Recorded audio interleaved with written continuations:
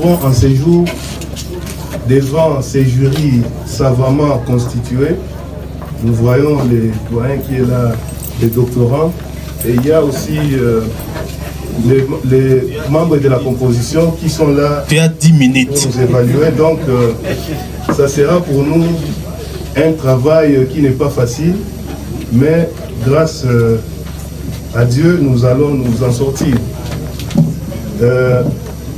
D'entrée de jeu, notre travail va porter sur les sujets selon lesquels les règlements du contentieux découlant de l'inexécution du contrat de bail à usage résidentiel dans la ville de Bukavu. Nous sommes partis du fait que le contrat de bail à usage résidentiel revêt un intérêt indéniable pour la garantie et la protection du droit au logement.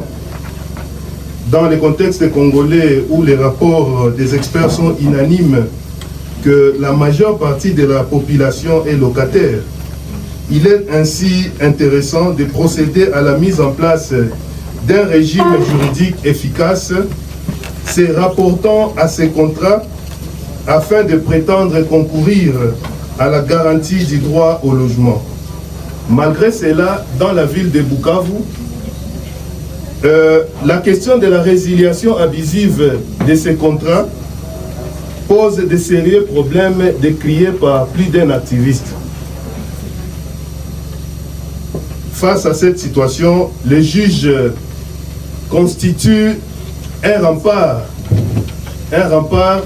inévitable par lequel la partie lésée par la résiliation abusive de ces contrats peut faire recours afin de se voir être rétabli dans son droit. C'est ainsi que tout au long de ce travail, nous nous sommes efforcés de répondre aux interrogations ci-après. Première question, quels sont les fondements juridiques du contrat de bail à usage résidentiel?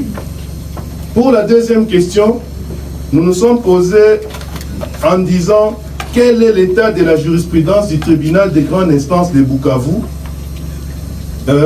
en matière du règlement du contentieux découlant de l'inexécution du contrat de bail à usage résidentiel.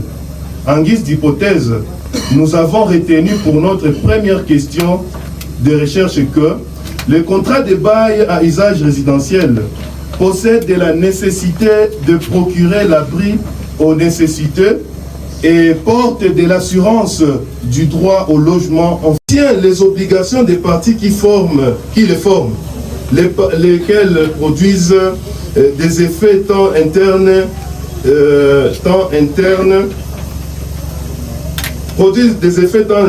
qu'externes.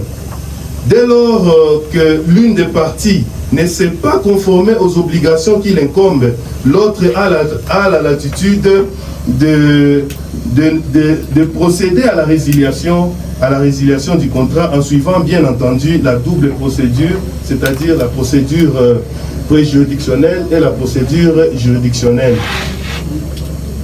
À l'issue du second chapitre, Monsieur le Président, nous avons retenu que les efforts ne sont pas fournis par les juges en vue de la garantie du droit au logement.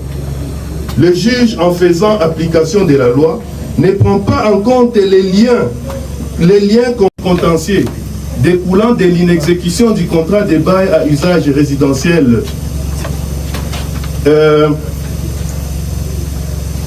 Au niveau du tribunal de grande instance de Bukavu, pâtirait de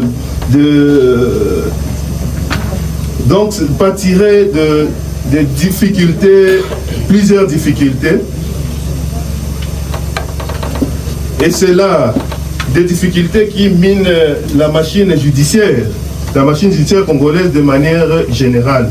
Ainsi, ces contentieux seraient traités avec retard, avec toutes les conséquences que cela comporte sur la jouissance du droit au logement en faveur des victimes. Pour la vérification de ces hypothèses, nous avons fait le choix de cheminer avec la dogmatique juridique comme méthode d'analyse à travers ces approches exégétique et casuistique. Elle a été complétée par la technique documentaire. C'est ainsi que dans un premier temps, nous avons procédé à la lecture ainsi qu'à l'interprétation des dispositions juridiques visant tant les droits au logement que les contrats de bail civil à usage résidentiel. En plus, nous avons procédé à la lecture des ouvrages et autres documents qui ont d'une manière ou d'une autre donné des informations sur la matière.